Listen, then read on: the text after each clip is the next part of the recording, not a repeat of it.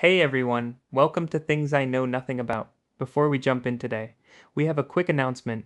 You might notice something a little different this episode. The show is evolving. We've changed how we produce the podcast, and that means you're hearing two new voices going forward. I'm Alex. And I'm Maya. We're super excited to be here. Same show, same curiosity, same deep dives into topics we find fascinating, just fresh voices bringing it to you. We really hope you enjoy the new format. And if you've been listening since the beginning, thank you. Seriously. Now let's get into it because today's topic might actually change your daily routine. Today we're talking about exercise snacks. Okay, I need to stop you right there. Exercise snacks, like doing bicep curls while eating trail mix. Ha, not quite. An exercise snack is a short burst of vigorous physical activity lasting less than 5 minutes. We're talking about climbing a few flights of stairs, doing some body weight squats at your desk, a quick set of push ups, little bursts of effort scattered throughout your day. So, not a full workout at all. Exactly, and here's why this matters. Less than half of adults in the United States get enough aerobic activity. And when researchers ask people why they don't exercise, the answers are always the same: no time, no motivation. Guilty as charged. You and most of the planet. But what if the solution isn't finding an hour for the gym? What if it's finding 5 minutes a few times a day? Okay, so is there actual science behind this, or is it just another wellness trend? Real science. A major meta analysis published in the British Medical Journal in October 2025 pulled together data from multiple randomized clinical trials, over 400 inactive adults across studies from Australia, Canada, China, and the UK. They defined exercise snacks as bursts of moderate to vigorous activity lasting 5 minutes or less, done at least twice a day, 3 to 7 days a week. That's shockingly little time. What did they find? For adults under 65, these tiny bursts of activity significantly improved cardiorespiratory fitness. That's your heart and lungs' ability to deliver oxygen to your muscles, basically how efficiently your body runs. And for older adults, 65 and up, exercise snacks significantly improved muscular endurance. So it works differently depending on your age. The benefits shift, yeah, but here's the number that blew my mind. Adherence. About 91% of younger adults and 83% of older adults actually stuck with exercise snacks. Compare that to traditional gym memberships where most people drop off within a few months. That makes intuitive sense, right? It's way easier to convince yourself to climb 3 flights of stairs than to commit to an hour at the gym. That's the key insight. And there's a quote from the lead researcher Miguel Angel Rodríguez at the University of Oviedo in Spain that I love. He said the biggest benefits happen at the very beginning, when someone goes from being inactive to a little bit active. That's where exercise snacks can really help. Going from zero to something, that's the hardest part for most people. Now, there's actually an even more extreme version of this concept. Researchers call it VILPA, Vigorous Intermittent Lifestyle Physical Activity. That is quite an acronym. It's a mouthful, I know. VILPA refers to brief, sporadic bouts of vigorous activity. We're talking 1 to 2 minutes, done as part of daily living. Walking really fast to catch a bus, taking the stairs instead of the elevator, playing with your kids in the yard. So it's even shorter than exercise snacks. Yeah. And a landmark study published in Nature Medicine looked at this using wearable device data from the UK Biobank. Tens of thousands of participants who self reported doing zero structured exercise. They wanted to know, for people who never go to the gym, does incidental vigorous activity still matter? And The results were striking: just 3 to 4 1 minute bursts of vigorous daily activity. Things like fast stair climbing were associated with up to a 40% reduction in all cause mortality risk, and similar reductions in cancer mortality and cardiovascular disease.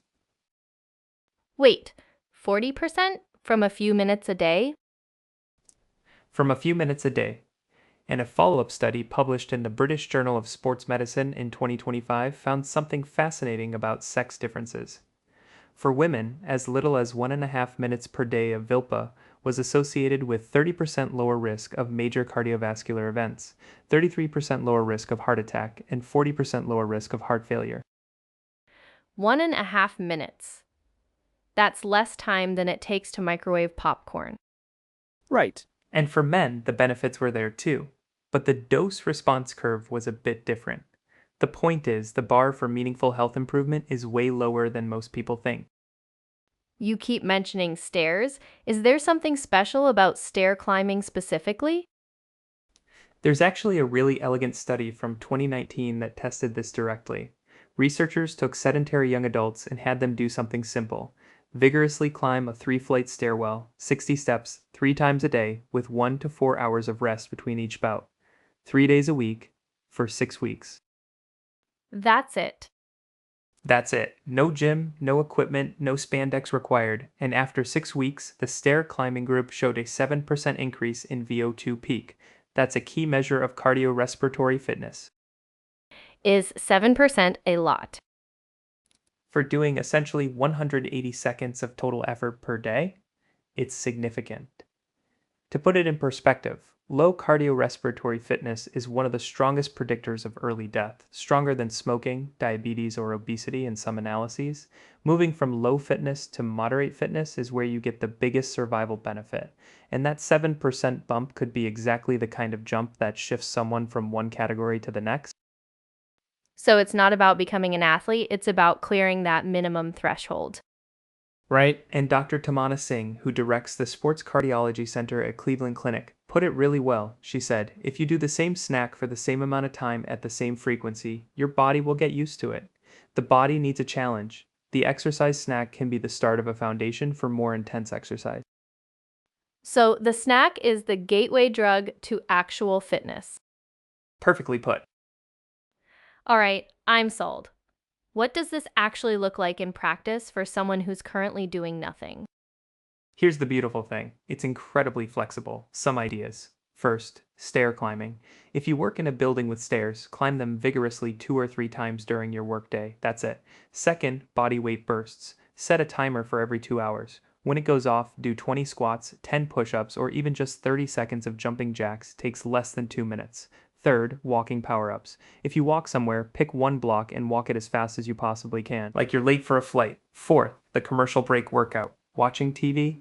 Every time there's a break, or every 20 minutes if you're streaming, stand up and do something vigorous for 60 seconds. I like that these don't require any equipment or planning. That's the whole point. Dr. Carol Ewing Garber at Columbia University said it perfectly. Most of us could probably find these 5-minute bouts of time in our day to walk around the building we work in, or up and down the stairs. We just don't think we can. It's a perception problem more than an actual time problem. Exactly. And here's the thing. Even if exercise snacks don't replace a full workout routine, they make everyday life easier. Hauling groceries, playing with your kids, climbing subway stairs, all of that gets easier when your baseline fitness improves. So the bottom line is you don't need to run a marathon or get a gym membership to start improving your health. A few minutes of vigorous movement scattered through your day can genuinely reduce your risk of dying from basically everything. The science is clear. Going from nothing to something is the single biggest health upgrade you can make. Exercise snacks are that something. They're free, they're fast, and the research shows people actually stick with them. All right, I'm taking the stairs after this. Same. Thanks for listening, everyone. If you enjoyed this episode, subscribe, leave us a review, and we'll see you tomorrow with another topic we know nothing about. Until then, stay curious.